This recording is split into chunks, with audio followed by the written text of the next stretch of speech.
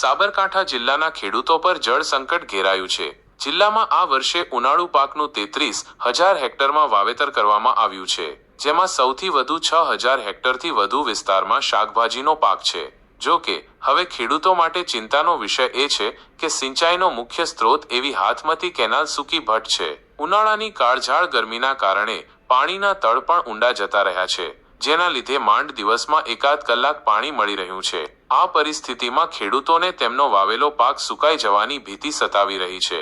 આ અંગે ખેડૂતોની સિંચાઈ મંડળીઓએ કેનાલમાં પાણી છોડવા માટે સિંચાઈ વિભાગમાં અનેક રજૂઆતો કરી છે। બીજી તરફ ખેડૂતો સુજલામ સુફલામ નહેરના પાણીની યોગ્ય વ્યવસ્થા કરીને તેમને સિંચાઈ માટે પાણી ઉપલબ્ધ કરાવવાની માંગ કરી રહ્યા છે। હવે જોવાનું એ રહે છે કે સરકાર આ બાબતે કેવા પગલાં લે છે।